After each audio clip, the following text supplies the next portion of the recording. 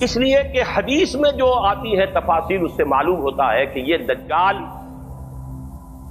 دو دجل کرے گا، یا تو وہ دو دجل کرنے والے دو دجال علیحدہ ہیں، یا یہ دونوں دجل کرنے والا شخص ایک ہی ہے۔ بس یہ مسئلہ ہے کہ جو آج تک مجھ سے حل نہیں ہوا تھا، اب تک کہنا چاہیے آج تک نہیں، اور یہ اس میں علماء سے بھی گفتگو ہوئی ہے، اور جن لوگوں نے اس خوب موضوعات پر اپنا وقت لگایا ہے ان سے بھی گفتگویں ہوئی ہیں، تو وہ بھی اس مسئلے کو حل کرنے سے تاحال قاصر رہے۔ لیکن یہ کہ اب میری رائے یہ ہے کہ یہ دو شخص ہیں علیحدہ علیحدہ، واللہ عالم، لیکن ایک رائے تک میں پہنچ چکا ہوں، اس لیے وہ رائے آپ کے سامنے رکھ رہا ہوں، اور آپ کے ذریعے سے وہ آگے بھی پھیلے گی تو اہل علم کے ساتھ جو ہے اس معاملے کے اندر تبادلہ خیالات کی بھی نوبت آئے گی انشاءاللہ۔ لیکن یہ کہ اس میں یہ بات قطعی اور یقینی ہے کہ اس طرح کا ایک شخص پیدا ہوگا، البتہ یہ کہ آیا وہ دو ہوں گے دو مختلف اوقات میں، یا ایک ہی ہوگا ایک ہی وقت میں، صرف اس میں اختلاف۔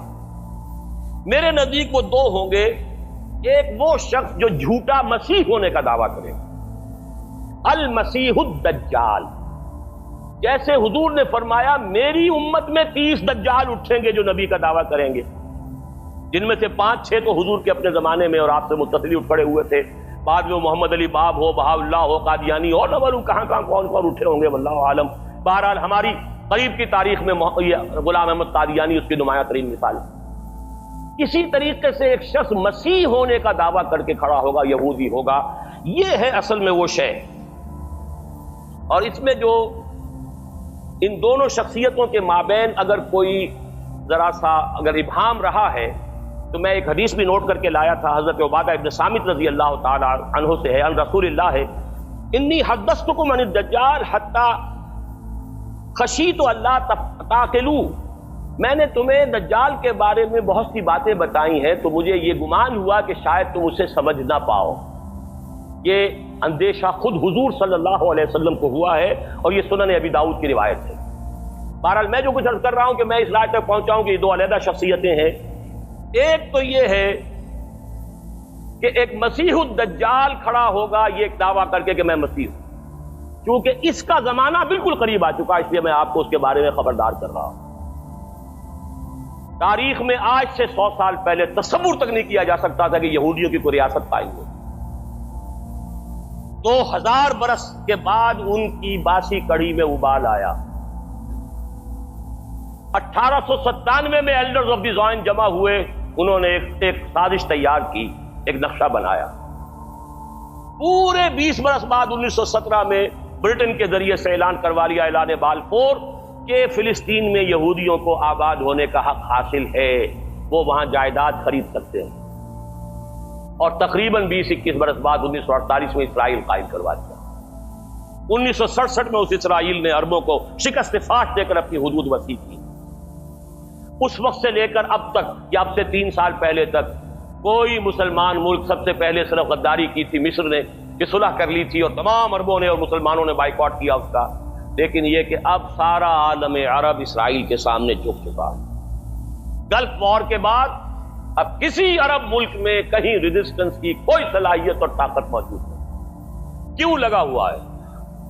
اس کو تسلیم کرنے کی، اور وہ خود اب اسرائیل کو تسلیم بھی کر رہے ہیں، اور عملاً تو کر چکے۔ اس کے ساتھ تعاون شروع ہو رہا ہے، اس کے ساتھ ٹریڈ شروع ہو رہی ہے، اس کے ساتھ سارے تعلقات شروع ہو رہے ہیں۔ رفتہ رفتہ وہ معاملہ آ گیا کہ عالم عرب اس کے قبضے میں آ چکا ہے۔ یہ بات میں تفصیل سے بیان کر چکا ہوں اپنی تقریر میں جو پچھلے جمعے کو میں نے کی ہے، جو ہمارا سالانہ اجتماع تھا لاہور میں۔ اب یہودیوں کے اندر ایک اختلاف رائے ہے، اس کو اچھی طرح سمجھیے تاکہ آپ جو حالات جدھر دنیا جا رہی ہے اس کو سمجھ لیں۔ یہودیوں میں جو سیکولر ایلیمنٹ ہے زائنسٹ، اور ان کا اعلی کار امریکہ، ان کے سامنے اسکیم یہ ہے کہ اب اسرائیل جو ہے اپنی حدیں تو سکیڑ لے، چھوٹا ملک بن جائے، لیکن تمام عرب ممالک اور اسرائیل کو ایک اقتصادی رشتے کے اندر منسلک کر دیا جائے، صحیح اس علاقے کی ایک کامن مارکیٹ بن جائے۔ نتیجہ کیا نکلے گا؟ تیل عربوں کا، مزدور عرب، سرمایہ عربوں کا، ٹیکنالوجی ہماری، مینجمنٹ ہماری، ایڈمنسٹریشن ہماری، لہذا ملائی خود کھائیں گے، کریم خود کھائیں گے، اور چھاچھ لسی ان کو بھی دیتے رہیں گے۔ ایک بڑی اسرائیلی ریاست قائم کرنے کا فائدہ کیا ہوگا؟ جیسے آپ کہتے ہیں نا بھائی تم نے آم کھانے کے پیڑ گننے ہیں، اگر تم اسرائیلی ریاست بڑی بناؤ گے تو عرب ریزنٹ کریں گے، عربوں میں رد عمل ہوگا، پوری دنیا کا مسلمان بھی چیخے گا، عرب بھی بغاوت کریں گے، وہ بھی تمہیں ماریں گے، تم انہیں مارو گے تو تمہیں بھی تو ماریں گے نا۔ انتفاضہ ہوا یا کچھ ہوا یا پی ایل او نے کیا تو یہ اسرائیلی بھی مرے کہ نہیں مرے؟ جہاں فلسطینی مرے وہاں وہ بھی مرے، تو کیا فائدہ مرنے سے؟ جو گڑ دے کے مارا جا سکتا اسے خامخواہ زہر دینا۔ ایک اکنامک بلاک بناؤ، تیل ہے، اور یہ عرب ان پڑھ بدو یہ سارے کے سارے ہمارے مزدور ہوں گے، لیبر ہے چیف۔ پھر یہ کہ سرمایہ ہے ان کے پاس، ہمارے پاس نو ہاؤ ہے، ٹیکنالوجی ہے، مینجمنٹ ہے۔ مینجمنٹ سائنس تو اس وقت دنیا کی سب سے اونچی چوٹی پر پہنچ گئی۔ ایم بی اے کرنا تو گویا کہ اس وقت ہمارے نوجوانوں کی یوں سمجھیے کہ ایک وہ بڑا خواب ہوتا ہے۔ ایم بی اے امریکہ سے کرائے تو بس سمجھیے کہ وہ تو عرش کے اوپر پہنچ گئے۔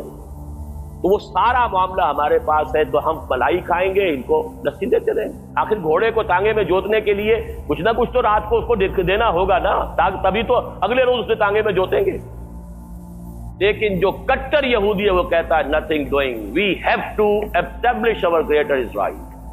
یہ کانفلکٹ ہے جو اس وقت یہودیوں کے مابین، فنڈامنٹلسٹ یہودی جس کی ایک شکل اپنے ذہن میں رکھی ہے، وہ گولڈسٹین، جس نے مسجد خلیل میں داخل ہو کر جو ہے وہ کتنے مسلمانوں کو صبح کے وقت جو ہے فجر کی نماز کے وقت ہلاک کیا، شہید کیا۔ داڑھی اس کی آپ کے ذہن میں ہے، نہایت خوبصورت افغان مجاہد معلوم ہوتا ہے۔ یہ ہے یہودی فنڈامنٹلسٹ، اور یہ لوگ جو ہیں یہ کہتے ہیں nothing doing۔ یہ ٹسل ان میں ابھی ہونی ہے، جلدی یہ تصادم ان کے اپنے اندر ہوگا۔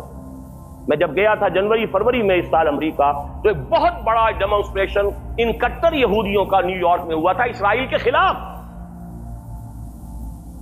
کہ وہاں کہیں کوئی نئی سیٹلمنٹ تھی، کوئی سڑک نکالی جانی تھی، وہاں ایک پرانا قبرستان تھا یہودیوں کا، اس کو وہ منہدم کر رہے تھے، تو اس کے خلاف بڑا زبردست وہ جو وہاں کے مذہبی یہودی ہیں، لمبی لمبی داڑھیوں والے اور لمبی لمبی زلفوں والے، ان کا ایک بہت بڑا جلوس نکلا تھا اور بہت بڑا ڈیمانسٹریشن تھا اسرائیل کے خلاف۔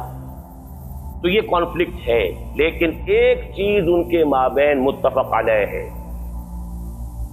مسجد اقصی کو گرانا اور تھرڈ ٹیمپل اپنا بلڈ کرنا۔ یہ وہ کام ہے کہ جو اب مہینوں شاید یا ہفتوں کے اندر ہی ہو جائے، اس میں اب دیر نہیں۔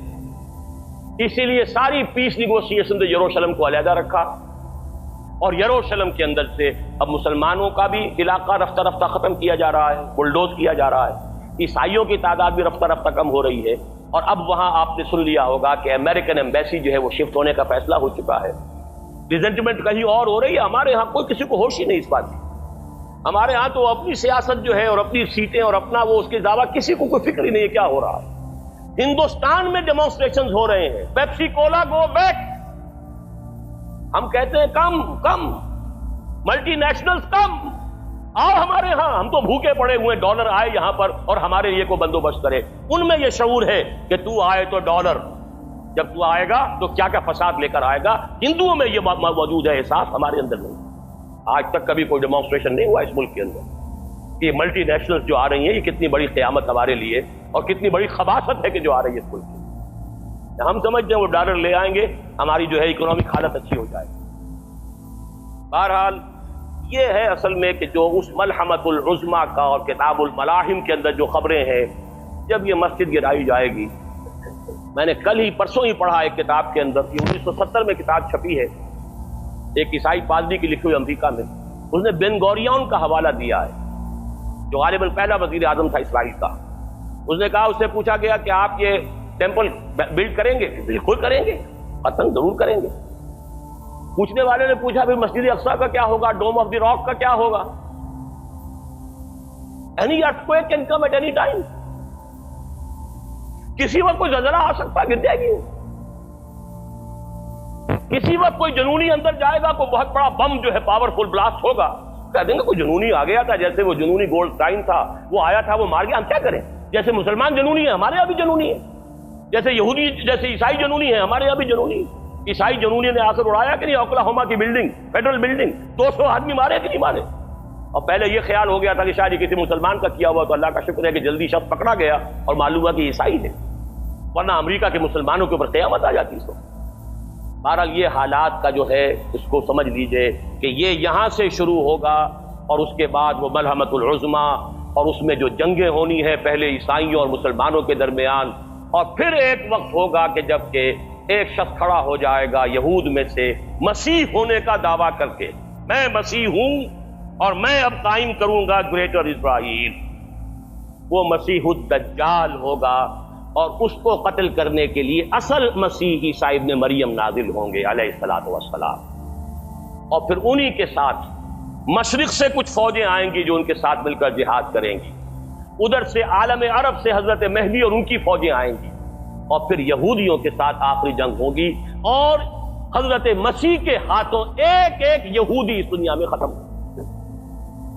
یہ خبریں ہیں کہ جو دی گئی ہیں۔ اس کے بعد پھر ہوگا دنیا میں اسلام کا بول بالا ہو گیا، خلافت عظمیٰ قائم ہوگی، خلافت علی منہاج النبوہ قائم ہوگی۔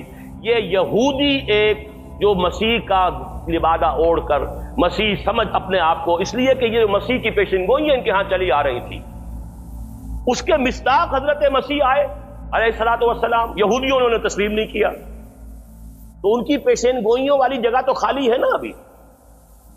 جو پیشن گوئیاں تھیں ان کے ہاں سابق نبیوں نے، یشعیاء نبی نے، حزقیل نبی نے جو بہت سی پیشن گوئیاں کی تھی کہ ایک مسیح پیدا ہوں گے جو تمہارے نجات دہندہ ہوں گے، وہ مسیح آ گئے حضرت عیسیٰ ابن مریم علیہ الصلوۃ والسلام، انہیں مانا نہیں، انہیں تو مرتد قرار دے کر اور اپنے بش پڑتے سولی پر چڑھا دیا۔ یہ دوسری بات ہے کہ وہ اللہ تعالیٰ نے اسے زندہ آسمان پر اٹھا لیا، ابھی وہ جگہ خالی ہے، the position is vacant, situation vacant، لہذا شخص کھڑا ہوگا کہ میں مسیح ہوں، جھوٹا ہوگا، مسیح الدجال ہوگا، لیکن یہ کہ اس کے ہاتھوں مسلمانوں پر قیامت صغریٰ آئے گی، عربوں پر قیامت آئے گی، ملحمۃ العظمیٰ ہوگا، اور بہت بڑے پیمانے پر مسلمانوں پر سزا آئے گی، اللہ کی عذاب آئے گا۔ کیوں آئے گا؟ اس لیے آئے گا عربوں کی مادری زبان میں اللہ کی کتاب موجود، پھر انہوں نے اس کی طرف پیٹھ کی اور کافرانہ نظام اختیار، سیکولر نظام اختیار کیے، سوشلسٹ نظام اختیار کیے۔ ہمارا معاملہ تو پھر بھی کوئی عذر ہے جو اللہ کے ہاں پیش کر سکے، اللہ ہماری زبان عربی نہیں تھی، ان کے اوپر تو اللہ کی آخری حجت قائم ہے، یہ کتاب ان کی مادری زبان میں، اس کتاب پر ایمان کا وہ دعویٰ کرتے ہیں۔ پھر امام قرآن نہیں بنایا، امام کسی نے ماسکو کو بنایا، کسی نے واشنگٹن کو بنایا، تو ان سے بڑا مجرم روئے ارضی پر اس وقت کوئی نہیں۔ دوسرا جو مسیح جس کی شخصیت مسیح دجال کی آتی ہے، دجال اکبر، میں صرف اشارہ کروں گا، پھر کبھی انشاءاللہ اس موضوع پر تفصیل سے گفتگو ہوگی، وہ میرے نزدیک بالکل قریب قیامت کی ایک علامت ہے۔ جو خدائی کا دعویٰ کرے وہ جھوٹا خدا ہوگا، یہ جھوٹا مسیح ہوگا، المسیح الدجال۔ الدجال الاکبر وہ ہوگا کہ جو قیامت کے بالکل قریب کی تین نشانیاں ہیں، جبکہ وہ آ جائیں گی تو حدیث میں آتا ہے کہ اس کے بعد کسی شخص کے ایمان لانے کا، توبہ کرنے کا فائدہ نہیں ہوگا۔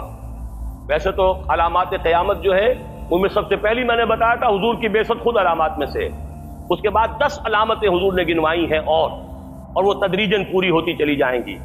آخری علامات کے لیے حدیث سن لیجیے، عن ابی ہریرہ رضی اللہ تعالی عنہ قال قال رسول اللہ صلی اللہ علیہ وسلم ثلاث اذا خرجنا لا ينفع نفسا ایمانا لم تكن آمنت من قبل او کسبت فی ایمانها خیرا، طلوع الشمس من المغرب وخروج الدجال ودابۃ الارض۔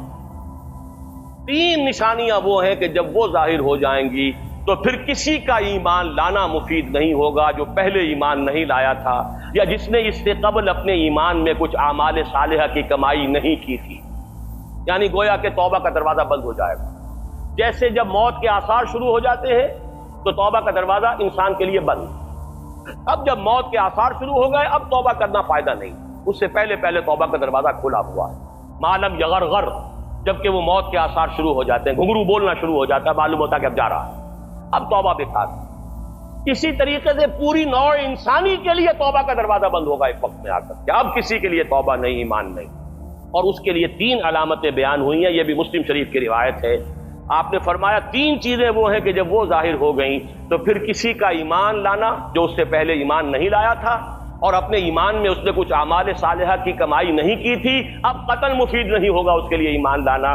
وہ 3 نشانیاں ہیں: طلوع الشمس من المغرب، سورج مغرب سے طلوع ہوگا۔ نظام شمسی میں کوئی اختلال ایسا ہوگا کہ جس سے سورج بجائے مشرق کے مغرب سے نکلے گا۔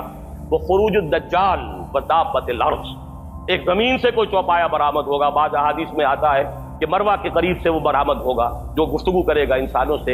یہ بالکل خرق عادت، یعنی وہ چیزیں کہ جن کا کوئی تعلق اب اسباب جو ہیں دنیا کے ان سے کوئی تعلق نہیں ہے، کوئی فزیکل لا سے تعلق نہیں ہے، وہ بالکل معجزے ہوں گے، خرق عادت ہوگا۔ اور خروج دجال، وہ دجال جو خدائی کا دعویٰ کرے گا، اور حدیث میں آتا ہے کہ بہت کم لوگ ہوں گے کہ جو اس کے سامنے رک سکیں گے۔ اکثر و بیشتر جو کمزور ایمان والے لوگ ہوں گے وہ اسے خدا تسلیم کر کے اس کی پرستش شروع کر دیں۔ میرے نزدیک یہ آخری چھلنی ہوگی جو لگائی جائے گی اہل ایمان کو ایک طرف کرنے کی، اور یہ قیامت کی نشانیوں میں سے آخری نشانیوں میں سے ہے۔ اس کے بارے میں متعدد احادیث ہیں، لیکن اب بہت وقت ہو چکا ہے، میں پھر انشاءاللہ کسی اور موقع پر اس مضمون کو مکمل کروں گا۔ اللہ تعالیٰ مجھے، جیسا کہ حضور صلی اللہ علیہ وسلم دعا کرتے تھے، اللہم انا نعوذ بک من فتنة المسیح الدجال، اللہم انا نعوذ بک من فتنة المسیح الدجال، اللہم اعذنا منہ، اللہم اعذنا منہ۔ ربنا تقبل منا انك انت السميع العليم وتب علينا انك انت التواب الرحيم برحمتك يا ارحم الراحمين۔